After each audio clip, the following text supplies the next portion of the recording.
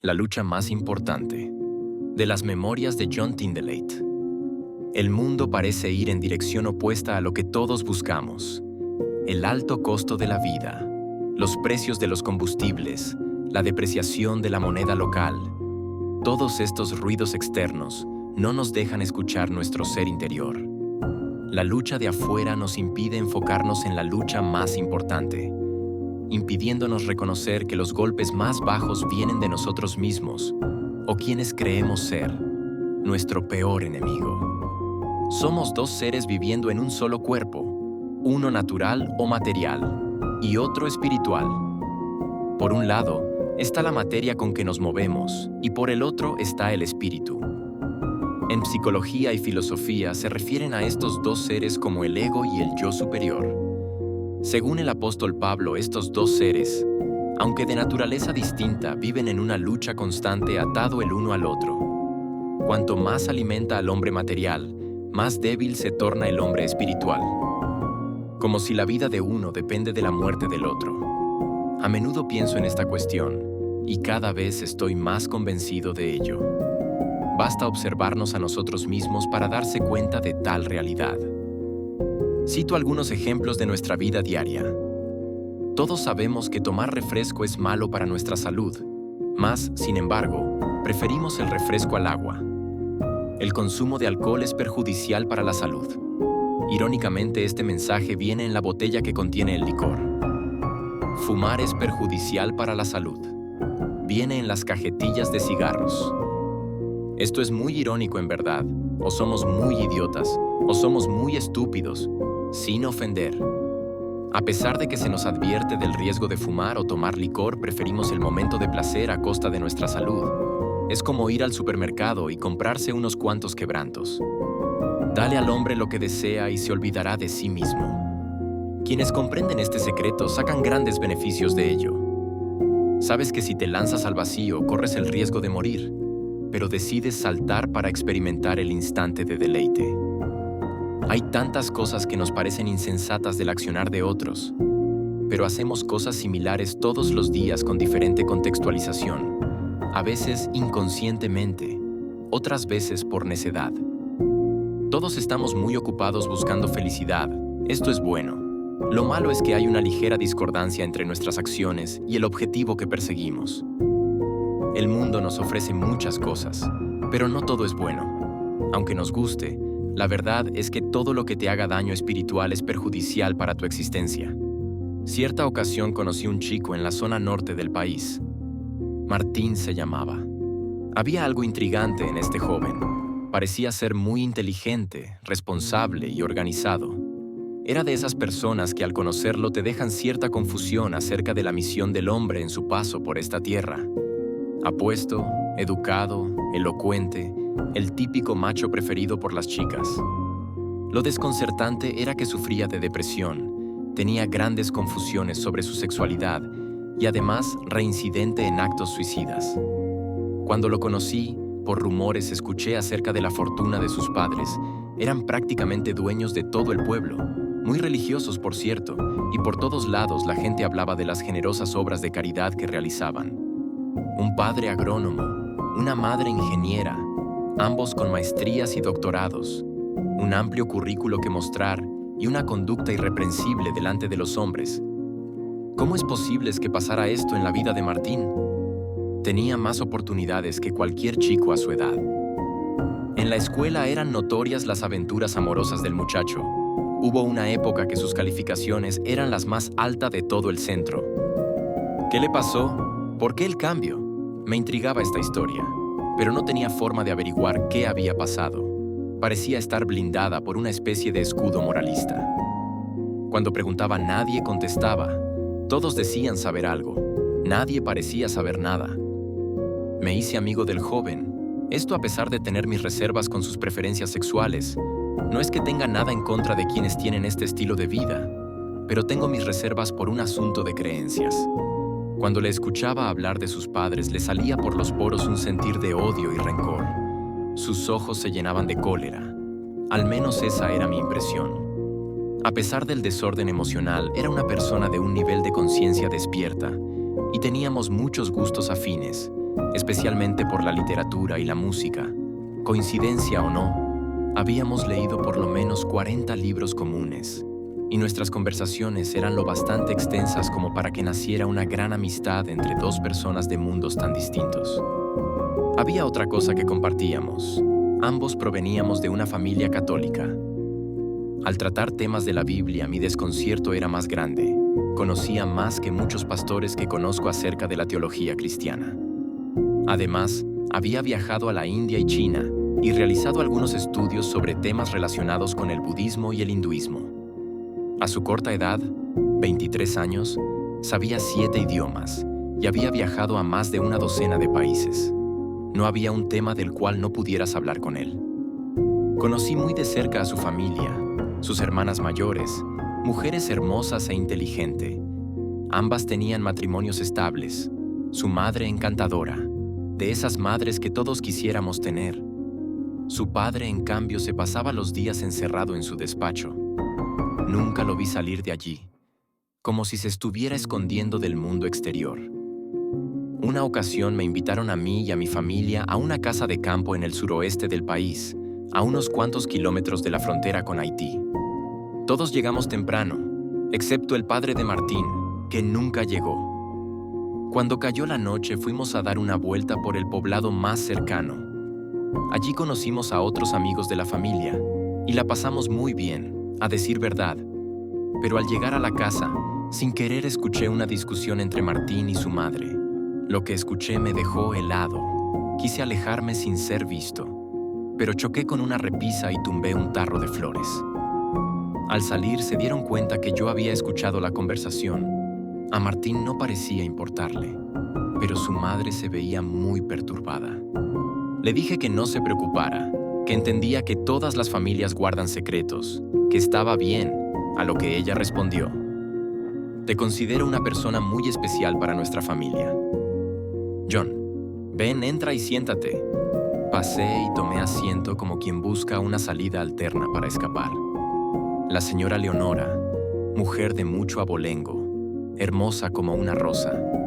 Sus mejillas habían perdido el brillo pueril y en su lugar escondían una sombra del dolor acumulado todos esos años. En su alma guardaba una pena mortífera. Sus ojos estaban bordados de una tristeza inextinguible. Las costras adheridas a su faringe por tanto tiempo habían formado nudos en su garganta que amenazaban con ahogarla. Quizás miles de palabras atascadas en su interior buscando la forma de salir de golpe al vacío. Martín es el tercero de nuestros hijos, pero no el último. Nuestra última hija, Alma, murió a los 13 años. La forma en que murió destruyó mi familia, hasta convertirnos en los despojos que ahora somos. Nos ha tomado mucho tiempo aceptar el plan de Dios. Alma era la luz de nuestra familia. Traía alegría a nuestro hogar. Pasábamos mucho tiempo juntos. Cuando nació, nuestra familia pasaba por una situación muy difícil. Mi esposo tenía una aventura con una jovencilla que podría ser su hija, y yo estaba a punto de tirar la toalla. Muchas veces tuve el impulso de escaparme con los niños y escondernos por un tiempo, pero el amor que siento por mi esposo y mi familia me hacía volver atrás, siempre con la esperanza de que él cambiaría. Y así pasaron años. Mientras mi marido se pasaba de parranda todas las noches, yo esperaba en la casa sumisa cuidando a los niños. Llegó un día en que no soporté más la situación. Decidí irme a casa de mis padres. Mi esposo, al llegar a casa y no encontrarnos, enloqueció. Se apareció ebrio en casa de mis padres. Tuvimos una fuerte discusión. Intentó golpearme, pero mi padre se lo impidió. Cuando reaccionó, se fue sin decir más. Al día siguiente volvió completamente sobrio y, según él, muy arrepentido. Se sentía tan avergonzado que ni siquiera quiso dar la cara a mis padres. Me llamó y me pidió que saliera. Yo lo amaba demasiado, así que accedí a salir. Hablamos. Él me juró que cambiaría. Entré a la casa, busqué a los niños y regresamos a nuestro hogar. 6 meses más tarde nos llegó la noticia de que seríamos padres por cuarta vez. Más tarde me enteré que Bernardo seguía teniendo aquella aventura. Pero al llegar nuestra hija Alma, acabó para siempre con esa situación. Cuando nació la niña, Martín tenía 3 años más o menos. Nuestro matrimonio se restauró por completo. Bernardo decidió renunciar a su trabajo y dedicarse por completo al pequeño negocio de la familia, y así poder estar más tiempo en casa. Martín encontró en Alma a una compañera de juegos. Pasaban todo el tiempo juntos. Era hermoso como él la cuidaba. Compartían todo. El tiempo fue pasando y la pequeña y hermosa niña se fue convirtiendo en una adorable mujercita. A sus 12 años parecía de 15. Alma se enamoró de un compañero de escuela. Yo no le di importancia, puesto que me pareció algo normal a su edad. Bernardo no lo sabía. Las cosas empezaron a tornarse sospechosas cuando un día al llegar del colegio la niña tenía aliento a licor. Normalmente Alma iba al colegio en bus junto a sus demás compañeros, pero al día siguiente inventé una excusa para llevarla. Necesitaba averiguar qué estaba pasando, conocer al muchacho que se decía novio de mi hija. En la puerta del colegio había 2 sujetos que parecían pandilleros. Alma bajó corriendo del auto, aló a uno por un brazo y lo trajo hasta mí para presentarme a su amigo. Era mucho mayor que ella. Tenía aspecto de vagabundo, traía aretes, tatuajes en el rostro y un collar que normalmente los usan los integrantes de alguna banda para identificarse. Le dije a Alma que entrara a la escuela mientras encendía el coche, pero ese día nunca entró al centro. Cuando me fui, se dio media vuelta y salió a la calle. Sentí miedo de comentarle la situación a mi esposo e intenté resolver la situación por mí misma. Al siguiente día volví al colegio, esta vez sin que Alma lo supiera.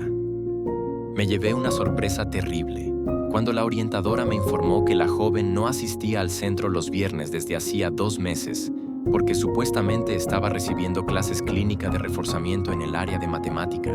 Quedé en shock. Martín había intentado varias veces advertirme que ella estaba muy cambiada. ¿Cómo es posible que yo no sepa nada? ¿Qué clase de centro es este?, grité. Usted estuvo de acuerdo, señora. Aquí está la certificación que usted firmó pidiendo el permiso para que su hija pudiera faltar los viernes al colegio.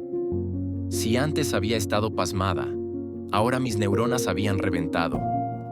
Alma nos había estado mintiendo hace meses, y eso me rompió el corazón. La situación se había salido de control, pero lo peor aún no pasaba. De hecho, no tenía la más mínima idea del embolado que se nos venía encima. Al caer la noche le reclamé por lo que estaba pasando. Ella se quedó como si nada le importara. ¿Por qué nos has hecho esto?, le pregunté. Si nosotros te amamos, has crecido rodeada de amor. ¿Cómo es que has faltado al colegio todo este tiempo? Porque nos has mentido. Le reproché. No dijo una sola palabra.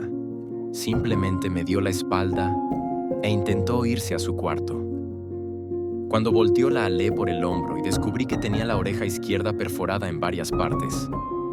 ¿Qué es esto que te has hecho en tu oreja?, soltó una carcajada estrepitosa y me di cuenta que traía también un piercing en la lengua. La solté deprisa y me alejé como quien trata de alejarse de una persona desconocida que por su fachada causa esa sensación de temor. Me volví rápidamente encima de ella y tirándola de los cabellos la llevé hasta el cuarto. Con gran furor y desesperación, la obligué a desnudarse. Y mi niña, mi pequeña niña, tenía tatuajes por todo el cuerpo y argollas, o los famosos piercings. Esa noche fue la primera vez que le puse una mano encima. En mi garganta se formó un nudo que no me permitió externar una sola palabra más. Solo me alejé corriendo de su cuarto. Al llegar a mi habitación solo lloré. Trataba de tranquilizarme y pensaba en la forma como le contaría todo esto a Bernardo. 2 horas más tarde llegó mi esposo. Al ver mis ojos rojos me preguntó: ¿Qué te pasa, corazón? Es Alma, tu hija tiene novio. Y eso no es todo. Está toda tatuada por todo su cuerpo. ¿Cómo es posible? Es solo una niña. Bernardo fue corriendo hasta la habitación de Alma, pero al llegar a su cuarto, nuestra hija se había ahorcado con un cinturón. Más tarde nos enteramos que nuestra hija había sido violada 7 años antes de su muerte. La señora Leonora se echó a llorar. Yo no sabía qué hacer. Aquella triste historia me había hecho olvidar mi papel en todo este asunto. ¿Por qué me contaba todo esto a mí? Era prácticamente un desconocido. Apenas tenía unos meses de conocer a aquella familia. El ambiente se sentía tenso en aquella habitación. Al ver que la señora no paraba de llorar, decidí poner mi mano sobre su hombro para tratar de disipar toda esa pena con mi energía positiva. Esto puede parecer una locura, pero por alguna extraña razón, este simple hecho puede aliviar el más profundo dolor y sacarnos del más oscuro de los valles. Además, siempre he tenido la sensación de sentir los flujos de energía de la otra persona con mi mano derecha en su hombro izquierdo. Martín no articulaba palabra alguna. Estaba como petrificado. Martín fue el más afectado, continuó. Su vida cambió 180 grados.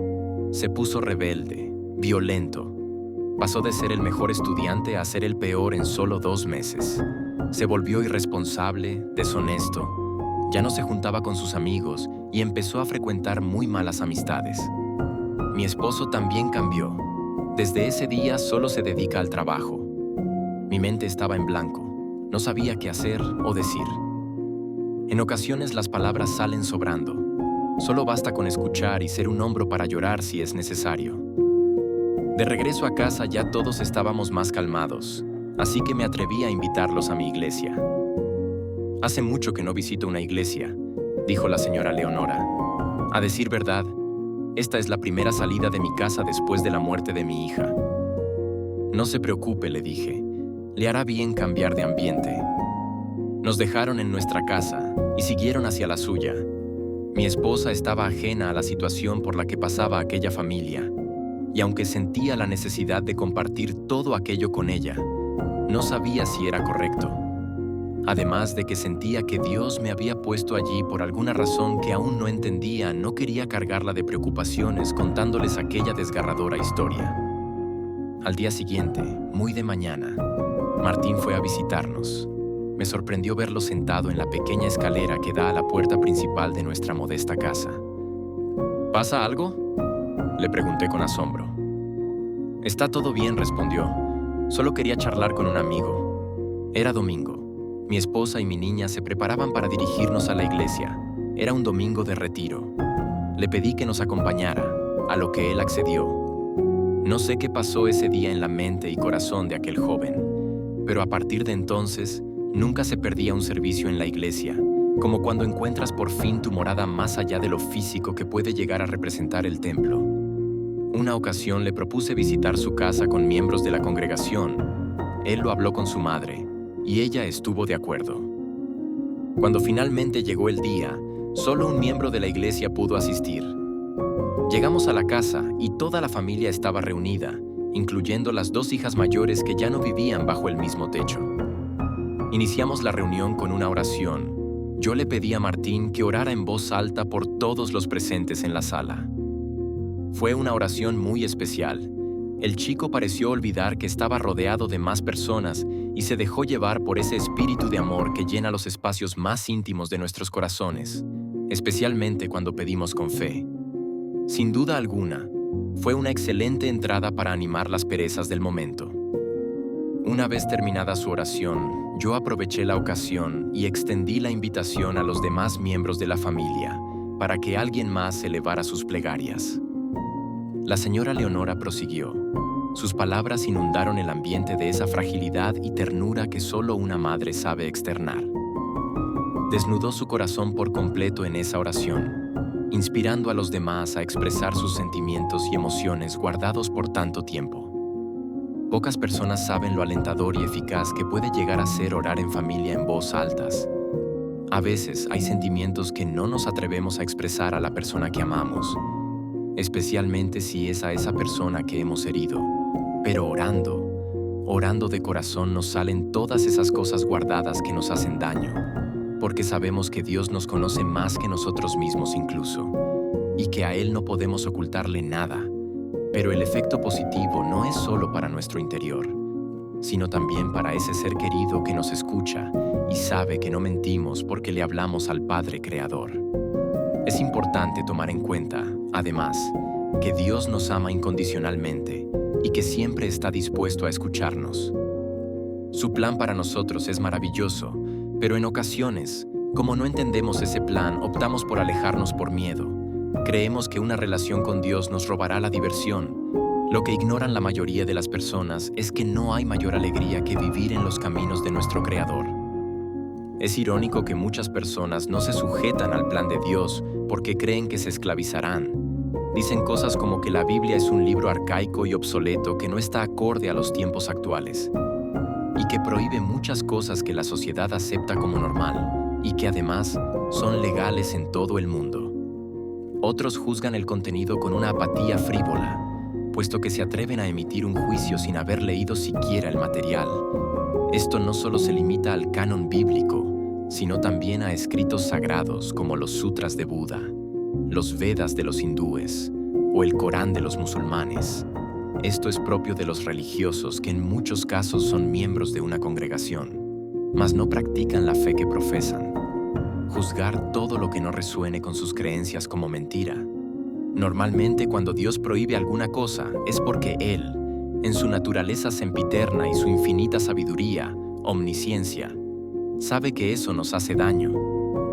Dios es como un padre que prohíbe a su hijo adolescente andar en motos o consumir licor porque está consciente de los daños. La diferencia es que su sabiduría es infinita, y Él conoce las cosas que aún no son como si ya fueran.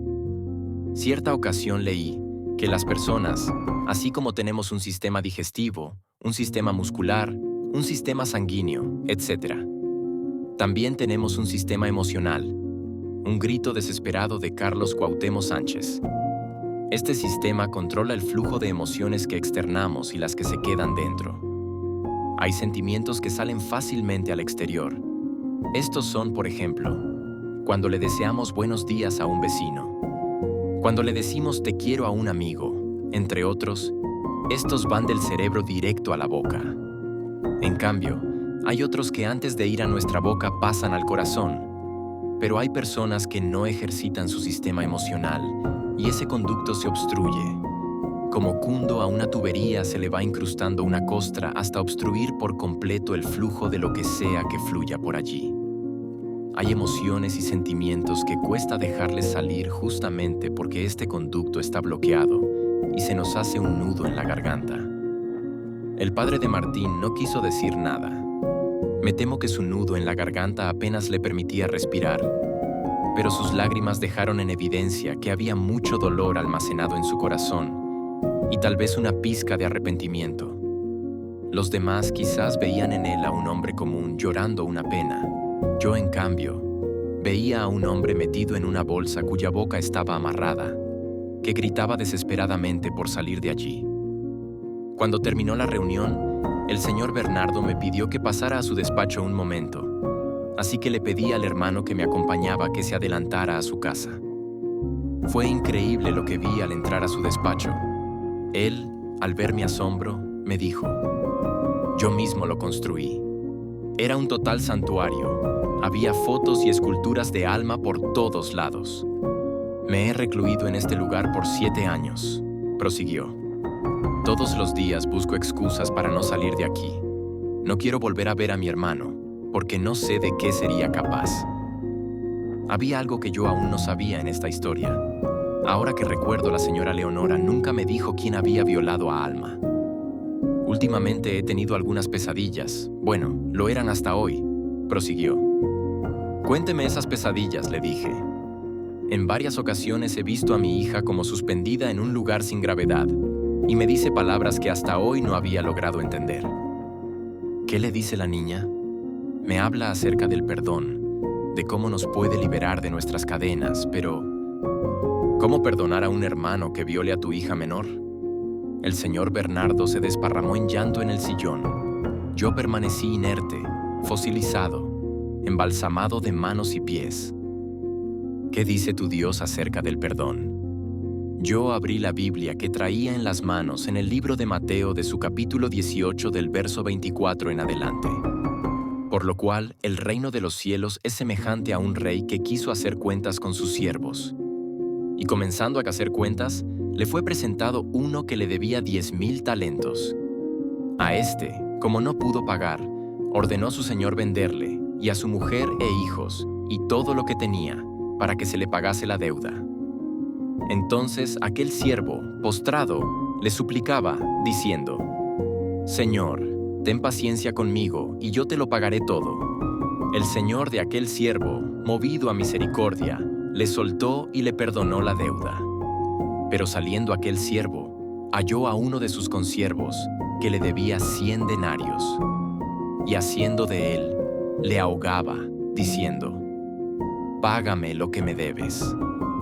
Entonces su consiervo, postrándose a sus pies, le rogaba diciendo: «Ten paciencia conmigo, y yo te lo pagaré todo».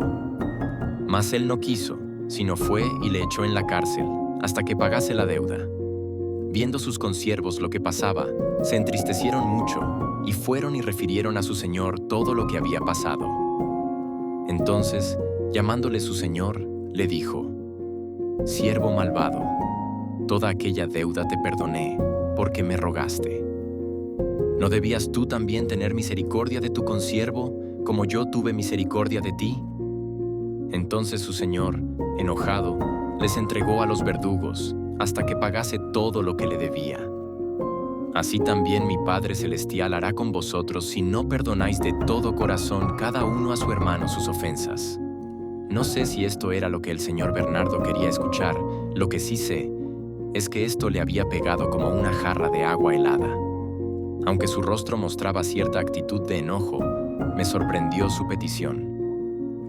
¿Puede usted orar por mí para que su Dios me enseñe a perdonar de ese modo? Claro que sí, exclamé evidentemente entusiasmado. De hecho, lo hago muy a menudo. Sepa usted que Dios sabe lo que usted y su familia necesitan, pero Dios es un Dios de amor. Por eso no entrará a su vida a menos que usted le abra la puerta. Acepte que necesita ayuda y pídala, porque al que pide se le dará. El que busca hallará, y al que llama se le abrirá. Mateo 7.7. Usted necesita ser liberado. Todo ese rencor que siente por su hermano le hace más daño a usted mismo que a él, de modo que el perdón, cuando no se hace como un acto de amor, debe hacerse como un acto de egoísmo, es decir, para salvarse a usted mismo. El agua que hunde a un barco no es el agua que le rodea, es la que entra en él. El odio es un sentimiento que daña no solo nuestro sistema emocional, también afecta nuestra salud en sentido general. Cuando guardamos rencor, almacenamos un dolor innecesario que más temprano que tarde buscará la forma de ser liberado, afectando a las personas que nos rodean, dañando los sentimientos de nuestros seres queridos.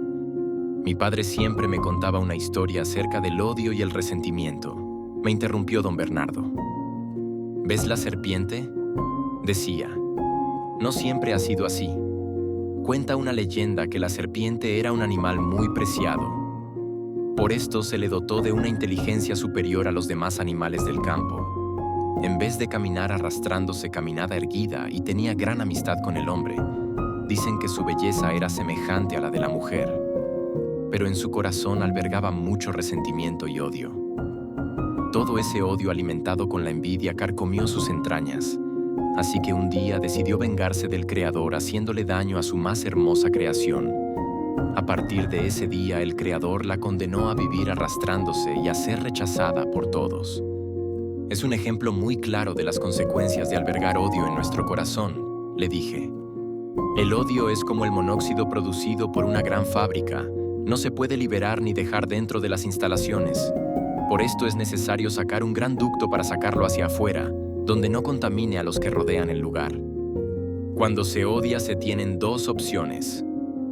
O somos como la abeja, que tratando de dañar a otros termina muriendo, porque una vez clava su aguijón en otros, al intentar despegar deja parte de su cuerpo. O somos como la oruga que usa su resentimiento para convertirse en una hermosa mariposa. La noche empezaba a caer. El cielo empezaba a perder el reflejo de las aguas del mar, tornándose pálido. Sería una noche de luna llena, ideal para que los lobos hambrientos saliesen a cazar. Esa noche, sin embargo, el lobo que devoraba al señor Bernardo se negaba a salir. Esta raza de lobos, aunque muy común, pocas veces se muestra tal cual es, Se alimenta de nuestros miedos y frustraciones. No tiene horario fijo para salir. Se deja ver en cualquier hora del día camuflando sus miedos con la ira siempre que haya oportunidad de dañar a alguien, generalmente a nuestra esposa, hijos o algún ser querido cercano. Me dejé llevar por este pensamiento mientras mi acompañante en esa sala hojeaba unas cartas. De joven quería conocer el mundo, volvió a decir don Bernardo. Tenía muchas ilusiones de conocer lugares y personas nuevas, pero cuando crecí, me enfoqué en otras cosas que consideraba más importantes. Mis estudios, conseguir un empleo, todas esas ideas de conquistar el mundo se fueron apagando con los años. Pero eso cambió cuando conocí a mi esposa. Fue como si el niño que llevaba dentro de mí volvió a resurgir. Volvieron los deseos de viajar, de vivir. Cuando nació nuestra primera hija, ya habíamos conocido todas las playas del país. Conocimos muchos lugares distintos, cientos de personas viviendo de la forma menos pensada en cualquier rincón del planeta sin posibilidad ni necesidad de cambiar de vida. No podía entender que la gente prefiriera vivir en esas condiciones solo porque estaban acostumbrados a ese lugar. Pero había algo de maravilloso en toda aquella pobreza. Irónicamente, la gente iba y venía sonriendo. Todos estaban dispuestos a ayudarse unos a otros, compartiendo no solo el espacio físico, los niños jugando con el agua posada en las calles, corriendo de aquí para allá. Se dejaba escuchar esa risa inocente de quien no conoce la crueldad ni el dolor. Sucios, descalzo. Muchas veces sentí deseo de llevar a mis hijos a esos lugares para ver si se contagiaban de esa alegría pueril. A pesar de las precariedades, se respiraba un aire de libertad. Otras veces viajamos a lugares exóticos, llenos de ornamentos y lujos que para mí eran abstractos. Personas charlando de temas sin importancia que nada tenían que ver con su realidad. Niños sentados al lado de los padres físicamente presente, pero envueltos en sus teléfonos y tabletas, de modo que un terremoto no lograría devolverlos a tierra. A pesar de los muchos lujos, el ambiente tenía un color gris, dejando una sensación de vacío a quienes observan más allá del muro enfrente. Lo irónico era que siempre que estaba lejos, sin importar el lugar ni el momento, extrañaba las paredes de mi casa, extrañaba la rutina, los días que parecían sin chistes, los ruidos molestos de las peleas de los niños, los llamados de atención. Más tarde, cuando entendí esto, entendí también por qué las personas que viven en lugares y barrios marginales no salían de allí. Lo más importante está en casa, pensé para mis adentros. Mientras tanto, la insondable tristeza del señor Bernardo era menos evidente. La noche continuaba allá afuera. Se escuchaban a lo lejos los bocinazos de los autos que iban y venían. Me gustaría invitarle a nuestro aniversario de bodas, dijo don Bernardo. Es una sorpresa que quiero preparar para mi esposa. Hace ya muchos años que no lo celebramos. Solíamos ser muy unidos. Ella ha sido mi único y gran amor. Espero ella me pueda perdonar y podamos reconstruir nuestro matrimonio. Hay muchas heridas que sanar, pero yo estoy dispuesto a dar lo mejor de mí para hacer que funcione. Nuestra familia merece otra oportunidad. Así es, asentí. El señor Bernardo se veía muy convencido, estaba más tranquilo y su rostro se veía más aliviado. Hay una frase que le digo con frecuencia a mi esposa. Proseguí. Hace 10 años pensaba estar enamorado de ti. Hoy estoy seguro que te amo. Al principio ni yo mismo tenía idea de lo que se esconde detrás de esta simple frase, además de que es una gran verdad. Luego de reflexionar, caí en cuenta de lo siguiente. Verá usted, cuando mi esposa y yo nos casamos, yo estaba enamorado de la chica de mi cabeza. La había idealizado a tal punto que muchas veces me vi motivado a abandonar nuestro hogar con la excusa de que mi esposa no era la novia de quien me enamoré. Muchas veces la maltraté verbalmente mientras ella aguantaba callada cual roca fuerte nunca se agita con el viento, porque según yo, ella nunca hacía las cosas bien. A esto se le sumaba la creencia estereotipada de que el hombre para ser normal debe tener más de una mujer.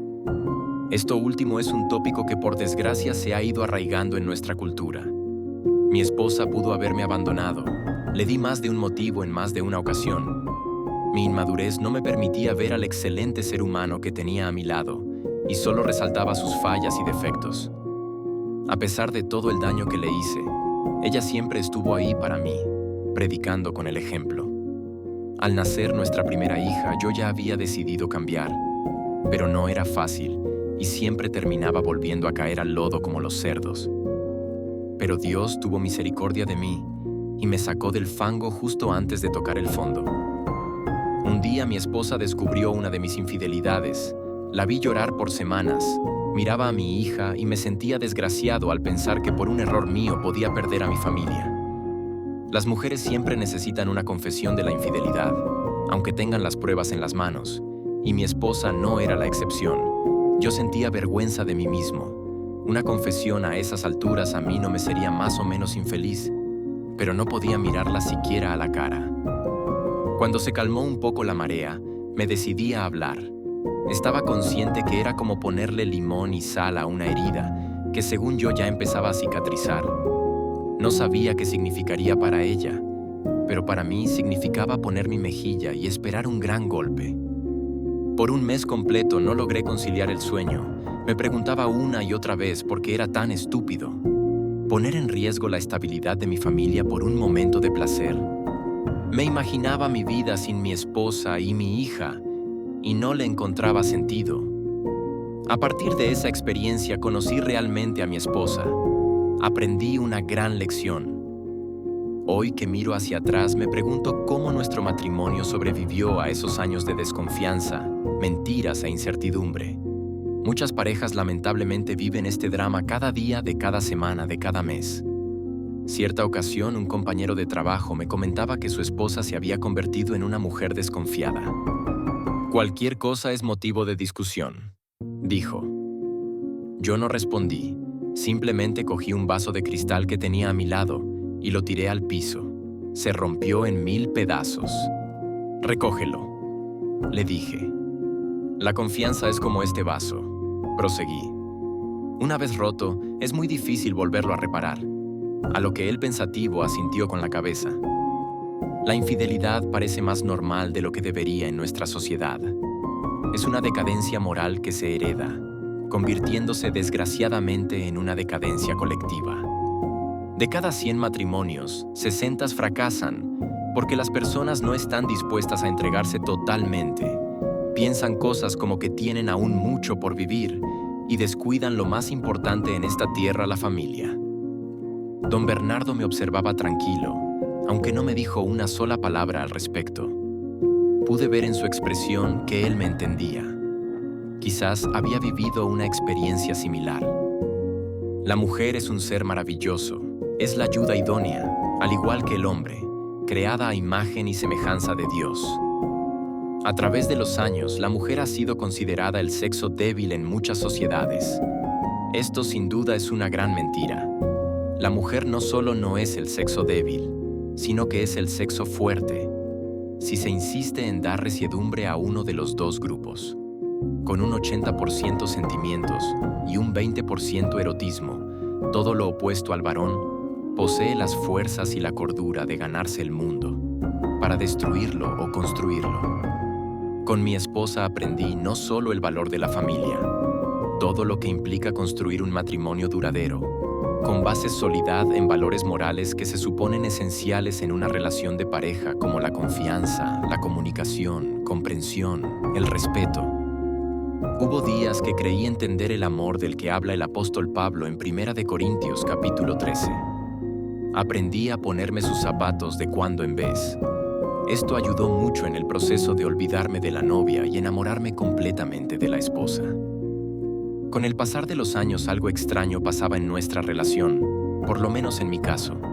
Y digo algo extraño porque de niño había aprendido lo contrario. Mientras más conocía a mi esposa, más sentía que la amaba. Los cambios en su cuerpo, las cicatrices del embarazo, su mal humor reglamentario de cada mes, me hacían verla más hermosa, más pura y quería estar ahí para ella. Pensaba más en su felicidad y bienestar. Comprendí que un problema dividido entre dos es medio problema. Empecé sin darme cuenta a planificar mi vida junto a ella visualizando los próximos 50 años. Una vibración en mi bolsillo me sacó de concentración. Es mi esposa, comenté. La conversación con el señor Bernardo me hizo olvidar el tiempo. No había avisado en casa que llegaría tarde. Pediré al chofer que le lleve a casa, dijo don Bernardo. No se moleste, respondí. Vamos, no es ninguna molestia. Usted es más que un amigo para esta familia, John. Al llegar a casa, mi esposa estaba despierta a pesar de la hora. La niña dormía. Dialogamos varias horas como de costumbre hasta quedarnos dormidos.